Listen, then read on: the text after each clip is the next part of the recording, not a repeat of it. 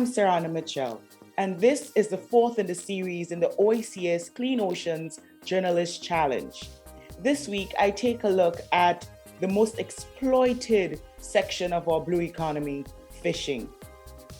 Permanent Secretary with responsibility for Fisheries, Michael Stephen, explains about our emerging blue economy. You can see that most of our area of ownership is essentially water, right? Seas. So the blue economy is based on utilizing all the marine resources under the sea. That is, fisheries and petroleum exploitation,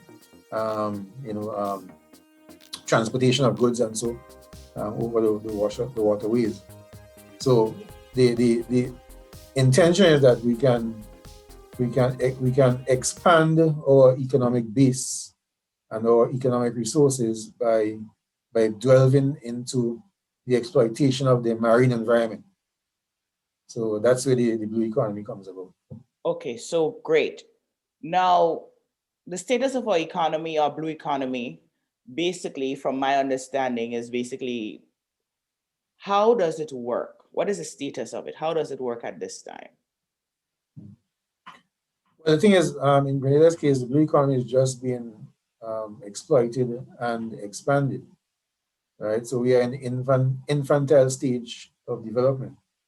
That is why this document, a document has been mandated, the Maritime Economy Plan for Grenada, which looks at all the areas of activities that should be exploited in order to expand and grow the blue economy space. So it's in an infantile stage, and over time we are going to implement the recommendations of the Maritime Economy Plan in order to grow the blue economy of Grenada going forward. Before I delve into fishing, let's take a look at coral reefs. Now, coral reefs are dubbed the rainforest of the sea by some because they provide home to about 25% of marine species. Director of the Grenada Coral Reef Foundation, Roland Baldeo, explains about Biorock. Biorock is what we call it, like an artificial reef structure that was developed by Dr. Tom Goro and another gentleman from Australia in the late 70s. And it has been tested and used, especially in Indonesia and the Philippines and so. But what is Biorock? Biorock is a structure made of construction rebar, iron. Okay. And you have it in different shapes and so. You can make a tunnel, you can make a dome, different shapes. And you attach a low voltage DC current to that structure. And over a period of time, the rebar, there's a sort of what you call like a limestone form over the rebar. It accretes and it forms itself into a solid limestone over the rebar. So you might have a rebar maybe as my finger, and then over a period of time, it accretes and you have a limestone maybe about 2 inches around that rebar. So the rebar does not rust in the salt water as long as you have that. Yeah, you have that electrical current going through. And the corals, when you put corals on those structures, and they grow faster than when it's in a natural environment, and it's also more resistant to climate change and pollution and different stresses out there. So it has a better chance of surviving, like compared to when it's in its natural environment. So basically, the natural one is out of limestone. When you create the man-made one, it forms somewhat like a limestone structure. And the corals grow on it. And the corals grow on it. So I guess a man-made structure has to replace the natural one, which we have destroyed. Yes, and in some cases, yes. So you're creating what in effect would be as like a solid reef with corals and so growing on it. Okay. And yeah, that has been proven, so it worked. It's something that we know is working. Okay. So how many biorocks are being created around Grenada, Carriacou, and Petit Martinique? We did a project just over 2 years ago where we fabricated and deployed 8 structures of w.r.f and 8 of Carriacou. So we are now doing a next project where we are fabricating and deploying 4 structures more in Carriacou.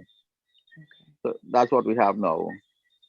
And what are some of the problems you've come up with deploying them or with using them in the areas that you've chosen? Well, if you take, for example, in w.r.f, they were growing very nice and, blooming. And then it started attracting a lot of fish around it and so. And the fishermen with a bit sin, they went to operate the net and they destroyed a lot of the corals on it. That happened just about a year and a half ago. Oh. So that was a big problem we had in w.r.f. Now I think with some awareness and so on, that problem, doesn't exist again. In Carriacou, we had a different problem in Carriacou. The area that we chose to deploy the structures, it has high impact of nutrients and so the corals were not doing very well there. So meaning if it has high nutrients, it would it sort of kill the corals, some of the corals on the structure. So the structures were accreting really nicely. In some cases the rebar, I put my finger, my fingers around it, and it's like 2 inches in diameter already from just one rebar. But the corals are not growing on it as how it should because of the impact from the nutrients and so. You say nutrients, where is it coming from? This is what we don't know, and we just know we have high impact in that area of nutrients. What kind of nutrients? We still don't know if it's from animal waste or what we so doing some seeping tests into now. the sea. So yes, okay, all right, okay. I mean, Carriacou doesn't have any rivers and so, and we thought that okay, we would have been okay with the water quality up there, but we deployed them in Leicester Bay, and we're seeing high impact of on those structures. So what we are doing with a project with Grenada is providing some support for us to relocate those structures to a new location that we know is much better. And the project, those structures we put just over 2 years ago in Carriacou, we had it connected to the grid.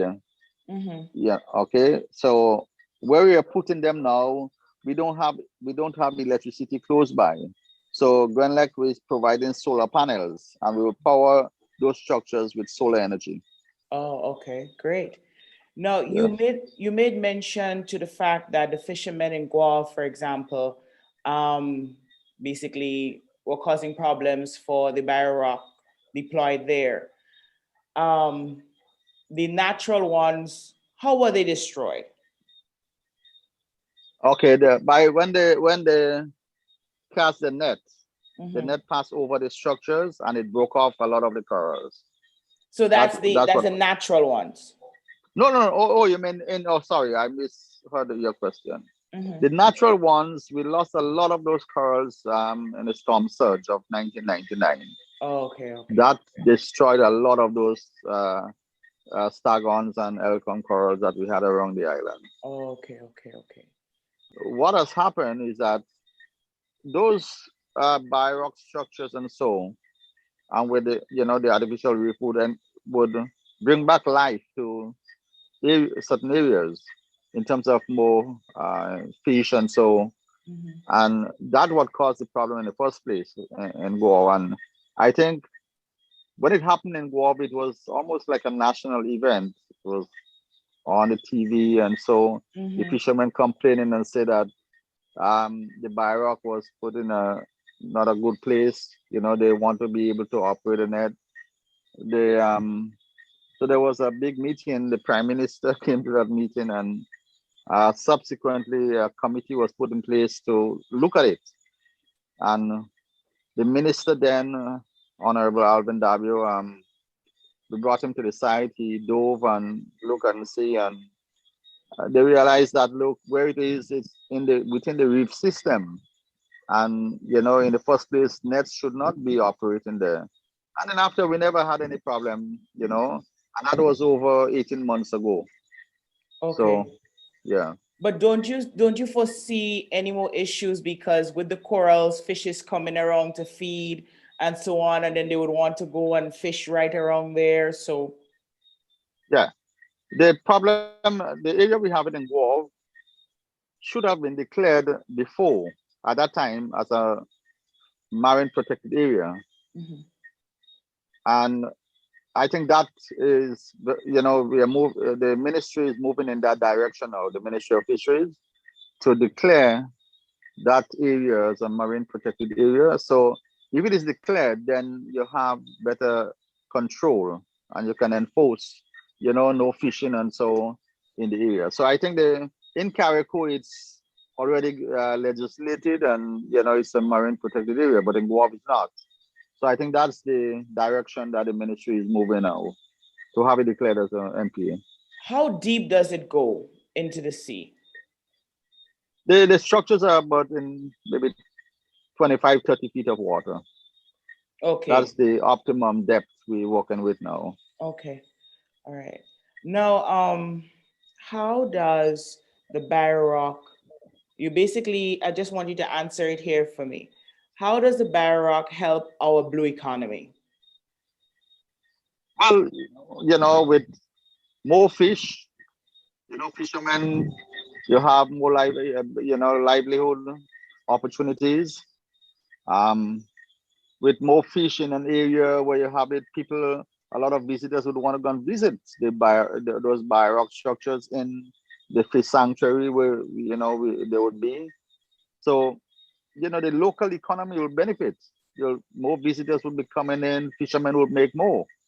So, I mean, in a sense, yes, and then you're building back your ecosystem, your coastal ecosystem. That is critical, you know, for sustainability in the future. You did say that it's going to be basically legislated and so on against the fishing and so on. But with the Biorock, fishes are going to come. And if I'm a fisherman and you have fishes there, I would want to go there and fish. So how would you regulate fishing around those areas? Or if not, how is it going to happen? Now, once it's legislated, then the area will be a no fishing area. And the fishermen in Gouyave, through the Gouyave Fishermen Cooperative, has agreed to establish this MPA. And there will be patrol boat and rangers and so, you know, for enforcement purposes. So once it's declared as a no fishing area, then we know that nobody should be in that area fishing. And with the rangers' presence, then, you know, we hope to have compliance with the presence of the rangers. But there would be fishes outside of the area. So when they come and feed, they would leave. They'll come and feed, they would leave. Right. How this would work is that in an MPA, and especially like where we have the Biorock, you'll have a lot of fish, and you want those fish to grow big, and they would, you know, make babies and so, and those offspring would start going out of the area, and that's when fishermen can catch them. And tests have been done already that they did in one MPA, they did some DNA tests for fish that was caught 5 miles away, and it showed that the parents came from the MPA. So we call that the spillover effect. Okay. Yes. So that's how it would work, and everybody would benefit. So you're living in an area like a sort of nursery, you Mm. know. And I like to compare it like if you have an area, you know, where you said there's no hunting, total no hunting, and you have Manikou there and nobody interfering with them, they would start making a lot of babies, and then all in the tongue would have Manikou after a period of time. So that, We don't that's want how it would work. that. Manico waters every day. Yeah. So okay, do you see a lot of issues with littering at the sites that you're working at? You made mention of high nutrients in the Carriacou area, but All right, so I'll tell you, I'll give you an example. Mhm. Some years ago, I used to be, excuse me, the MPA coordinator. At that time, working with the Fisheries department. And we were managing the Molyneux Bushijo MPA. And we realized that we were having high nutrients on the reef. And so, the algae was growing. So we commissioned a study through the OAS to do some water quality tests in the rivers and out on the reef and so. And Steve Nimrod at that time did this study, and we found high level of nutrients in that water. And we said, no, something is wrong. It's coming out from the river. We need to find out where the source of it. Mhm. So we did some investigation in that Bushijo River, going up way up to Willis. And what we found up in Willis is that there were a number of farmers rearing livestock, pigs, right on the riverbank. And they are washing down those pens every day. And Mm. that going directly into the water source. They were farming right on the riverbanks, fertilizing the catch crops and so. And with heavy rains and so, all that is into the so all that was coming down in the river. And basically what they were doing up there was fertilizing the reef, and that's why we had that high growth and so. So that is the impact we have. And in Carriacou, yes, we don't know now the source of that high nutrients that we're seeing evidence of that. Mhm. But in terms of other pollution, yes, we have issues with persons discharging waste and so in rivers. I mean, the river in drains, and all those ending up on the reef. And we tend to we show through some of our presentations, okay, how long a cigarette butt would last on the sea, how long a shoes or a tin or a bottle, just to sensitize the community that they should not discharge of the waste in the rivers and so. Because in Gouyave here, somebody throw some waste in the enclosure in a ravine. Within a certain I think we worked it out, was it a half an hour or just over half an hour, that ends up into the sea. Mm. So all those sort of things, and public awareness and education is key to mitigating against those kind of issues of pollution on the reef. And as long as persons know, well, look, when you discharge your oil, we have a sort of culture when the river is going down heavy, when it's heavy rain and river going down, we tend to throw a lot of things because it just disappear. It don't disappear. It Some goes people will somewhere throw else. old stove, old fridge, because as soon as you heave it, it's just in that muddy water and it disappear. But it ended up on the reef. So I think public awareness and so is important to sensitize communities and persons, of the impact of the waste on the marine environment. Now listen in about fishing and fishing practices on the island. I think also overfishing should be coupled with malpractices for fishing, in that uh, sometimes the older, in my opinion, I should say, the older fishermen had the laws of the sea, in that they would know when to fish based on the moon, and that usually goes in sync with the breeding periods of the fish. So they would rarely they'll try to not hunt during a particular period where they know the fish are going into spawning to multiply, and usually those fish tend to be big, but very docile, I must say, because they're into going off to spawn. Now where we fish commercially and it's all about the dollar signs, there isn't much consideration for that. So in terms of the laws and regulations, you still find people breaking that because they have to make that dollar. It's not that they, in most cases, it's not that they can't feed their family, but they have to make that excess. So overfishing is something I would say that is being more and more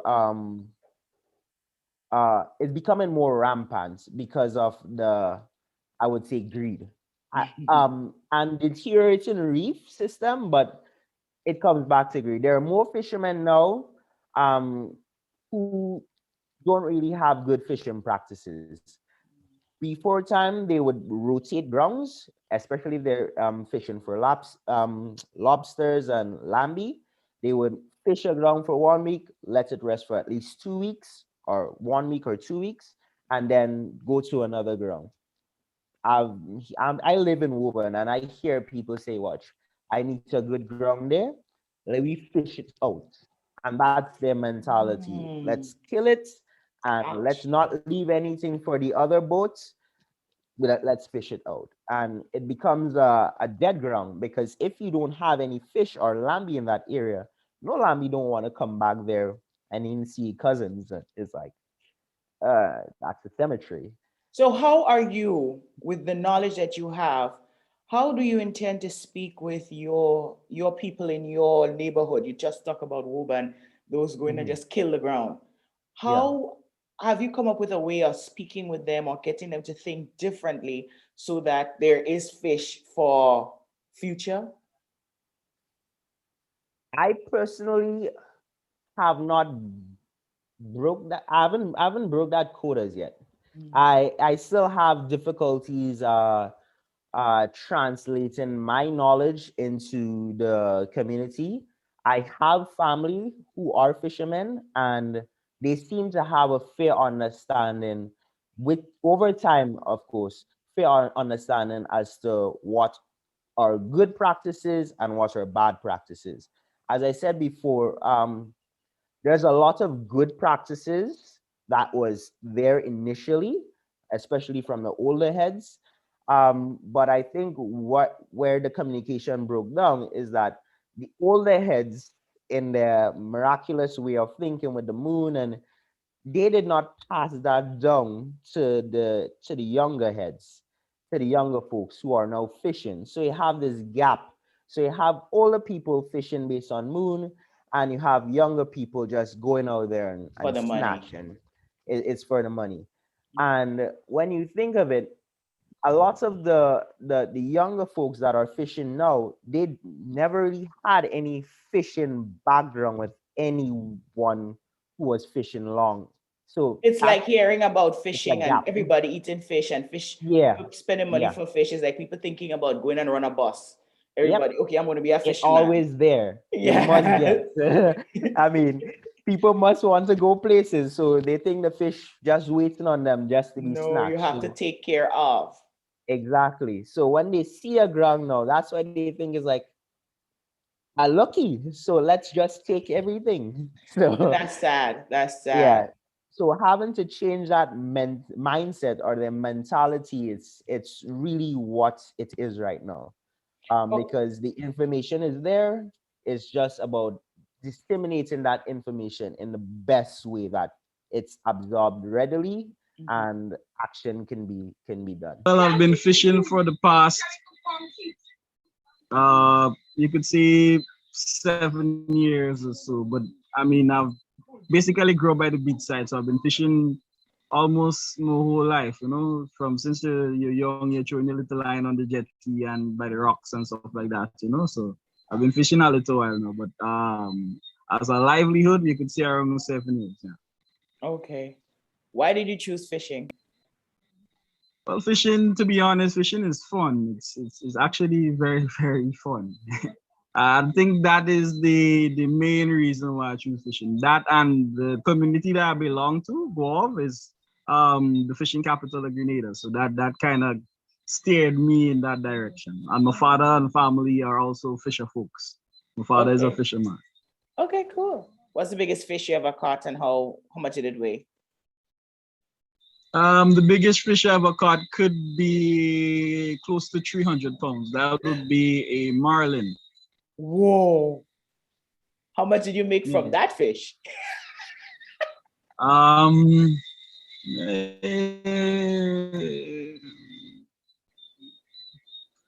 Around $2,500, I'm guessing. I can't Okay. remember exactly, but it's around $2,500 if my memory serves me right. Okay, I'll go borrow your boat. I'm gonna become a fisherwoman. You're welcome. So where? Okay, so There's where? always women, room for women in the industry. All right, cool. Do you have specific areas where you go fish, or do you go one spot? How do you do this? Do you rotate it? How does it work? Well, I mean, me personally, I rotate more so the type of fishing that I do. So it depends on the time of the year. So, for example, when the tuna migrates into our Caribbean Sea, I would go more doing trolling. So I would more primarily focus on yellowfin tuna. But there are times when I would set fish pot or I would go diving, scuba diving and spearing lionfish and stuff like that. So it's more of a rotating the fisheries than rotating the time. Yeah, so I would, as I said, I would catch lambi or lobsters or lionfish, or I would set fish pots. So I would use different methods of fishing rather than rotating the time. Or the More areas that so you go? now that the different areas that I go. So you're talking about the entire coast. So Mhm. from it depends on the species that I'm targeting. So if I'm doing snappers or lionfish or lobster, that would be more near shore. So that would be from the airport. There's a reef in the back of the airport all the way up to Carriacou. Well, the Biorock is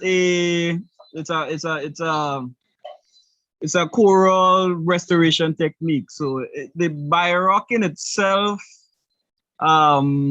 I guess it because of the shape and the structure and the corals that they're housing, they kind of create the environment for more the mussel species to come around. So you find a little bit more of the parrotfish and so in other words, the entire chain would be affected. So if you see more of the grazers, you would see more the carnivorous fish, you would see more of the lobsters because you cannot provide the housing for them, a kind of safety net, a kind of security for them. So the Biorock in itself, just being there has contributed towards fish coming around basically because of the electric current too, it kind of attracts marine life. It kind of stimulates them, so that helps.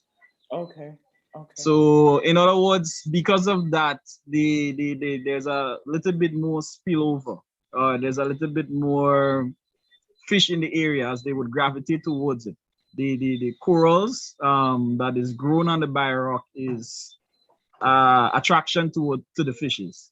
So because of that, you find for the past 2 years or so, well, since it's been around, but since coral restoration been going on in Gouyave, you find a little bit more fishes in that central area. Okay. And you would notice it because the fishers and the locals they would catch more fish on the jetty.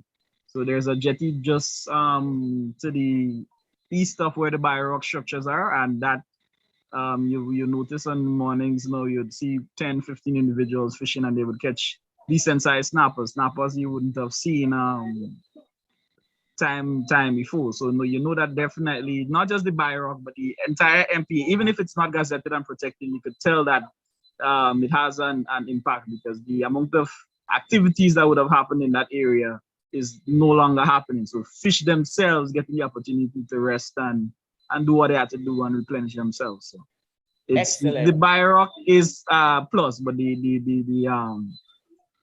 area being, even if it's not legally protected, the guys kind of somewhat adhere to the protection of the MPA. Okay, So makes that sense. that aids. Yeah. Okay. So when you're out fishing, do you see a lot of litter in the water, drifting in the water? From time to time. If you're more on the Atlantic side of the islands, if you're more Sotes, Livera, Grenville, you find more litter on that side of the island. I live on the western side, so on my side, you don't necessarily find much litter unless there is heavy rains, and people use that opportunity to toss everything into the river. Then you would see a lot more litter in the marine environment. But in the oceans, you would find litter every now and again. You might bounce upon a bottle or a plastic bag or something. So it's not a prevalent thing on the western side. But on the eastern side, it's completely different, because the currents there would push the litter near them to the shore.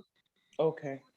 So tell me, have you ever caught any fish with plastic inside of it or litter inside of it? I've never caught any fish with well, yes, I have caught fish with plastic inside of it, but it's line. So in other words, some fish would have swallowed hook and lines and stuff like that, and they would have got away from the individual, so they'd have bust away from the lines, and then you would find some hook and lines at times inside of the stomachs. Yes. Okay. What are some of your concerns as a fisherman protecting what you do? And you're studying marine biology and all of that. So what are some of your concerns? Well, as a fisher, my concerns is in the fishing industry, we have a lot of problems. Let me put it that way. So you have a lot of concerns. At times we have concerns for ice. At times we have concerns for bait. At times we have concerns because we don't necessarily get the worth for our products, as in the market fluctuates, as in the buyers would give you X amount of dollars, even if it's worth more. So you have a lot of problems when it comes to those regards. As if I'm looking at it from a environmentalist point of view.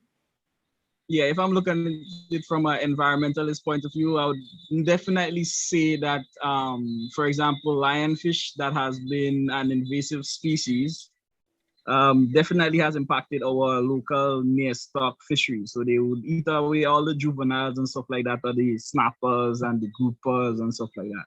And they don't necessarily have something that prey upon them, so they don't necessarily have a natural predator in their environment. So because of that, you'd see a wide abundance of lionfish from time to time, and that definitely has impacted the local fisheries. Also, there has been a decline in a lot of the near shore coastal pelagics, like the bait fish and stuff like that. So like the jacks and really. Yeah, definitely. Over the past couple of years, you notice that there's been a decline in jacks. Do you know why? Do you know why? Well, it could be many factors. I could only hypothesize, since there is no data to back it up. It could be anthropogenic factors. So it could be litter. It could be the environment getting destroyed, as in what the normal breeding grounds or where they will go to spawn is being affected. It could be overfishing by fishermen, because I've seen bad practices where they would catch the smaller jacks, those that can't reproduce as yet, and I've seen that been happening for years. And they would beat them. Sometimes they don't even get them to sell. Sometimes Yeah, they they have to call let it, them go we after a call it while. small jacks and big jacks. Yeah, we call it small jacks and big jacks. But Yeah. the small ones themselves haven't got the opportunity to reproduce as Grow. yet, so and grow. Yeah, so that bad practice definitely has impacted the local fishery stock. So what would you say to your local fishermen? Because you have to protect your profession and the profession of your father and others whom you love for the future. What would be your recommendation? Well, if I were to recommend something to the fishers, which I do all the time, is one, they have to start being their own environmental stewards. In other words, if they are not the ones that protect, if they are not the ones that are championing the protection of their own livelihood, basically, then who they expect to do it for them? So that is definitely something I've always been advocating to them. They need to be able to understand that they have to change a lot of the methods that they use presently to fish. A lot of the nets that they use are not the right mesh size, so it doesn't allow for the smaller fish to get away. And I mean, if you're talking about like ocean pelagics for like the flying fish, for example, we've seen a heavy decline in flying fish. And the fellas would tell you that because of the bad practices that the fishers would have done over the mass amount of years, that has impacted the flying fish fishery significantly. They would have fly nets and stuff like that, and the flying fish would be attracted to it, which they would go, well, how the flying fish ecology kind of is, how they the spawn is that they would meet things in the water, so like floating straw and coconut branch, for example. That would be something that is attractive to them. They would go and they would ball around it, and they would use that to spawn, to lay their eggs. So the net kind of provide that same kind of housing, that same kind of habitat to do that.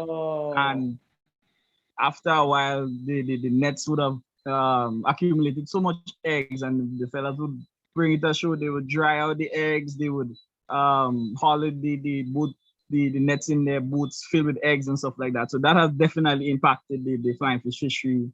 What do they do with the eggs? What do they do with the eggs when they catch it? Well, they can't do nothing with it because it stays in the net. So he would stay in the net. They would store on the net because how the flying fish egg is kind of like it's stringed onto each other. So there's like strings between the individual egg, the individual ovules. Okay. Yeah, so they kind of. But this is so bad. Yeah, so it kind of looks like a net string kind of thing. So in other words, they can't remove it from the flying fish net. So it stays in there, and it would rotten, and it would dry up, and that's the method they use to clean the nets. Actually, they would put it in the sun, or they would spread it on their boat or whatever to be able to clean off the nets, because it does be very, very heavy when it's filled with flying fish eggs. The nets does be extremely heavy. This is sad, Tylon. This is sad. This is very, very sad. Well, it's been a practice that has been going on for probably since before Bond. So that's just to tell you how much damage it is. And if you understand the size of Grenada's trawling fleet, then you'd understand the mass amount of mortality that happened over the years with flying fish. So do we have a large number of fishermen? Yeah, I'm sure we have over 400-500 trawl boats that go trawling in Grenada, Carriacou, and PT Martinique. What? And you're talking about, yeah, we have a couple hundred boats. Well, wow. In Gouyave alone, we probably have over 120 boats that go fishing, and that's just Gouyave. You're talking about Marigot has, you're talking about Melville Street has, you're talking about the Carnage has, you're talking about PT Martinique have, Carriacou have. So and they have a lot of boats up the north, to the north of us, and they have bigger boats with more nets, so they catch even more fish and more flying fish. Okay. Yeah, and they have multiple nets. So not like one boat would have one net. Sometimes one boat have 10 nets. Understood. So that just it's a matter of dollars. It's a matter of dollars, not about taking care of conservation, the no. environment. Not about conservation. It's all about dollars. Yeah, profit. Yeah, the dollar sign. It's all Anything else about you want to add? Anything else you want to add? Well, I would always advocate for fishers to start being a little bit more protective, or a little educate yourself a little bit more, as in terms of the environment and how everything is interconnected. Also, not just the fishers, but the people that are inland as well. A lot of people would litter in the rivers, and they would, farmers, for example, would pump chemicals that does do like those farmers that does farm near the rivers and stuff like that. They use a lot of pesticides, NPK or fertilizer. Those have negative impacts on the ecosystem and the coastal environment as well. They definitely do damage to coral reefs, and they cause alga blooms and stuff like that kind of take over the place after a while. So it's everything is interconnected. So it's not just the fishers, but it's everybody that have to play the part in protecting the environment. Sea moss, Woburn. I know that there was this push to have the growth of sea moss. What is the place of sea moss in helping the ocean? Well, sea moss has a number of uses, in that it helps with the ecological aspect, like helps bring down the nutrient load within the bay. It also helps with providing income, an alternate income for the fisher folks. So some of them, after realizing that just have way too much fishermen for such a small community, and in some cases they visit each other's grounds, it's like it really can't sustain that. So some of the fishermen decided, well, sea moss is a great way of utilizing your space, and we're now having sea moss exported commercially. So within Woburn, I can probably say there's at least 3 sea moss farmers who generally do very well in terms of harvesting and reaping their crops. They do, however, suffer from occasional theft, which is a big thing, because sometimes you might have someone passing and break off a branch, but when you have someone coming to harvest your farm for you and not leaving anything to even make a start from that's a real issue. So some of the people who were thinking of going into sea moss are now being like, well, I'm not too sure anymore, because after putting out so much resources, so much labor, I have nothing to show for it. So there's still an argument whether or not fishing is better than sea moss, but yeah, in terms of the ecological value, it's sea moss is good for that. You said a nutrient level. So, what nutrients? What high level of nutrients in the bay does it reduce? So nutrients that would generally algal growth. So nutrients like phosphates, nitrates, the nitrates, the sulfates as well. Sea moss take all of that in, and it really lowers the nutrient load within the bay. So by the time the waters within the bay get onto coral reefs, it's much lower than if you didn't have mangroves or sea moss or even seagrass within that bay. Okay, state your name for me. Wayne Harvey. And where do you live? Woodlands. Okay, so tell me, what is your profession? Sea moss farmer, entrepreneur. Wow. How long have you been a sea moss farmer? Maybe about 7 to 8 years, that could be more. Lost track. Sorry. Why sea moss? Well, at the time when I started it, it was a program, how to put it, a rehabilitation program. They were doing the mangroves and they went into the sea moss cultivation as a extracurricular something with the mangroves. So as a member of the community group and we have, I was a part of it. So went ahead with it. How labor intensive is it for you to harvest? Very. Describe for me what do you have to do? Well, for one, you got to be there every day. So you got to make sure that the pieces that break off overnight due to the wave action, you get to collect them in case you need to replant them. And two, you will have to harvest at the specific time so as you wouldn't lose it again, because sometimes you might have good weather, good wave action early in the day, and at night time the wave action might pick up, causing massive breakage. So you're gonna have to pick it up because that's a loss. So you need to pick it up every day. And based on the quantity that you're planting, there's a lot of back and forth from the sea to the land. And you have to do a lot of diving? Sometimes, not all the time, because I plant it, but most of the time, like when it breaks off, sometimes it goes behind the pot or it goes away from the pot. So just to make sure you do the cleanup properly, you dive to make sure that they're still around. Okay, so do you have to deal with the issue that farmers on land have to deal with, that of theft? Yes, I did. I had to deal with it. Maybe, well, I would say it was prominent at one point, but I probably had been stolen from before and not known because of the amount that I plant. But at one point, they literally cleaned my pot. But thanks to the RGPF, they were speedy with it. They came and they sorted it out a bit. I mean, I'm still in the process of getting justice for it, basically. But the RGPF, they stamped it really quick.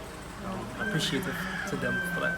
Okay, tell me, what do you know about sea moss and helping the environment? Well, the sea moss is an ecosystem. The sea moss in the sea, it acts as an ecosystem for planktons and young fish and young crustaceans like the crabs and the lobsters. It helps them hide from the larger predators when it's growing up. And it's actually a food source for things like turtles and some of the fishes. While walking on the Carnage in St. George's, I spoke with some fisherfolk, and this is what they had to say. State your name for me. People call me baby. My name is Gavi. Gavi what? McPhee. Mr. McPhee, are you a fisherman? Come since I born. So Born in a line from my mother woman come out in a line. how often do you go out? Almost every day. Almost, because I don't go out today because I'm selling. So almost every day. Would you say that your catch has reduced, the amount that you catch? No, increase. Increase? Uh-huh. Where do you go and fish? All about anyway you fish. Do Once you water fishing. Do you take into consideration like the corals and stuff like that? Yeah, take that into consideration. Okay. And what about when they throw in stuff into? Do you take into consideration littering into the sea? People don't normally litter into the sea. People litter into the inside of the land. But when the rain fall and bring down the water in the river, it ends up in the sea. But when you go out and you're finished with something, you carry it back in. Do you carry throw back it in. If you look, you see a plastic bag now. This is from outside. Other creeks bags, other things, that's stick it back and bring it back at show. Okay, so it seems as though you're very cognizant and very aware of pollution in the water. Pollution in the water. What else you want to share about pollution in the water? Well, you can't stop pollution in the water because big ship pass, people dump things everywhere. You don't want to be literally you dump thing anywhere, but you come from different places, yeah? But it's bad for the sea, for the ocean especially. What should we do? Hire me to pick up all the garbage in the sea. Hire me, give me a walk, so I can pass and collect all the garbage in the sea. Like seriously, what should we do? I can't give you a clue. What should we do to stop the pollution in the sea? Because what you don't do, I may do. Excuse me, Mr. McPhee? What somebody is doing, somebody is going to do. So I cannot tell you, don't do this, because I will tell you don't do this, somebody is going to do it. What kind of fish do you catch? Yellowfin, once you swimming, yellowfin tuna, oceanga, marlin, mahi, which we call dolphin, kingfish, blackfin tuna. Once you swimming, not catch anything, jacks. Right about now is the jack season? Yes, the jack season right now. Different climate changes bring different things. You get jacks plentiful at certain times and then just get it cut out. What's the name? What's the name for jacks? Jacks? The official name. Jacks. Okay, so state your name for me. Chad Kwamina. Where are you from? Carriacou. And what is your profession? Captain. What do you transport? There's cargo. Cargo? Yeah. Out on the sea, do you find a lot of litter? Sometimes. What do you see out there? Bottles, trees, plastics, wood, a lot of different things. What would you say to people on land about the use of about the litter? See, they could put them in good place, like instead of throwing them in the ground, put them in a bin in some way. Okay, so state your name for me, sir. My name is Mehirini. My name is Mehirini. Okay, Mr. Rennie, and you are the captain of which boat? I'm the captain of this particular boat right here, which name is No Fear. The name of the vessel is No Fear. I'm the captain of. No Fear? Yeah. Okay, how long have you been a captain? Well, I've been a captain for over 30 years. Why? I just love fishing. I just love fishing. I grew up as a fisherman. And you say you're a captain on this boat, so is it fishing you do specifically? Yeah, we really target the tunas for the international market. Oh, tuna? Yeah, we target tuna. Are you Grenadian or Carriacou, or from Carriacou? From mainland Grenada. Okay, so tell me, when you're out there and you're fishing, have you ever caught any fish and found garbage in it? Yes, I caught fish already and from plastic bags inside of it, which handbug them from feeding properly when they, or I would say when they consume plastic bag, you would handbug them from feeding, which forms something like a cancer inside of them. So usually when I go to sea, no worker on my boat are not permitted to throw no garbage overboard. I don't allow them to throw garbage overboard. I bring all my garbage back to the land. And what else do you see out there on when you're out there on the ocean? Well, one of the greatest problems we've been having for a few years now is the Sagasan seaweed. That's a real major problem, I'd say. How is it impacting you? How is it affecting you? Let's say it impacts us in many different ways. For instance, you would get to the propeller tight up and slow down the speed of your vessel. You would sink your buoys on such like. Anything else you'd like to share? Well, so far I didn't really prepare for that, so I didn't really got too much. But I would just encourage everybody to try to keep the ocean clean and try not to litter with plastic bags especially.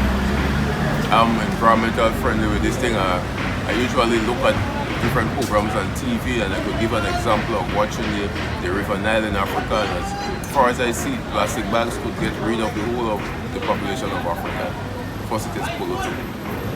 So state your name for me, sir. Kendon Christopher. And AKA Twin Boy. Where are you from? Well, I'm born in Kayak, but I grew up in Belmont. Okay, so how long have you been, what do you do, what is your profession? I'm a mechanical engineer, I'm a marine engineer on boat. I've been working on boat all my life. All my life? All my life, yeah. So how long is all my life? Well, I was in the 50s, so I'm working on 41 years on boat. Wow. So I'm doing something about clean oceans, about what we do on land, how it affects the marine environment. How do you see a lot of litter out on the ocean when you're out there? Well, not really. The only thing we see outside there is like the sagaza on the water, the lally business, and then the sewer that goes out to sea. When they pump that, you can see it floating, and you know it's doing damage to the reef. So the garbage like a bottle and thing, it won't float like on the Carriacou, you don't see it in the sea, but you don't really see that outside. So you see the sewage. The sewage, you can see the sewage really pumping. When you're passing, like by Point Selling, you can see that. What is another concern of yours, as since you're a seaman? What is another concern of yours on the sea? On the sea, well, my concern on the sea is that the Coast Guard. Right? If you're in problem, the Coast Guard don't really respond. Because sometimes I go to the fish boat, and if you have a problem and you call the Coast Guard, they don't respond. They don't answer your call, they don't do nothing, they don't come. That is the main problem with the marine seagoers, with the coast, especially those fishermen. You know, that's not the only thing I see the problem. And what's in what the boat you work on? Well, this is Little Desrin. I work here like a maintenance man. I'm doing the engine work. We're now restoring a new engine in the boat. I'm getting ready to come back because we pack up for 1 year. And we're getting ready to come back and see. So state your name for me, please, sir. Vespre, Victor Vespre. And what is your profession? Oh, I'm a fisherman for butt. How long have you been a fisherman? I'm 41, so I guess as much I've been a fisherman for the last 29 years. Have you ever caught fish with plastic inside of it? Sure, many times. What kind of fish? The yellowfin tunas, yeah, and the marlins, yeah. Once you're dumping refunds in the ocean, or whether on the shore here, it always become a problem, and it's always going to be a problem. How can we solve that problem? Okay. What would you say to your fellow Grenadians and about littering on land and using plastics? Stop throw them rubbish overboard. We have garbage bag, buy garbage bag, put the rubbish in them, and when you come, you dump them off in the garbage bin. And stop throwing them overboard, because when you throw them overboard, the fishes, depends on the color of the bags and stuff, they attract the fish, so it looks like bait. So they snatch up, like sometimes they don't really snatch after the plastic bags, but because it's floating and the bait is surrounded, sometimes they miss the bait and they end up with a plastic bag down in their stomach. And this is a hazard, this is a problem for we in the long run. I mean, all fishermen know that, but we just don't do it. I don't know why it's a reason. Some of us don't do it, some of us do it. We throw plastic, bottles, all set of stuff. And it's not to say we don't know it damages our future, but we still just do it. Maybe nasty habit, maybe can't help it, or maybe we just don't care.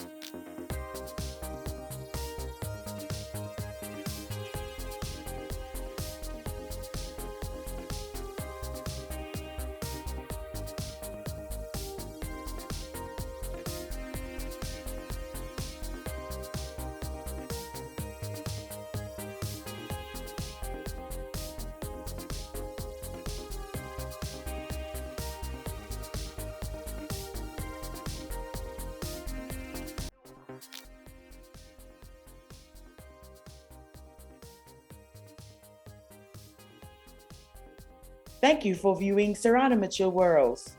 Please like, comment, and share. I am Serrano Mitchell. Have a good one.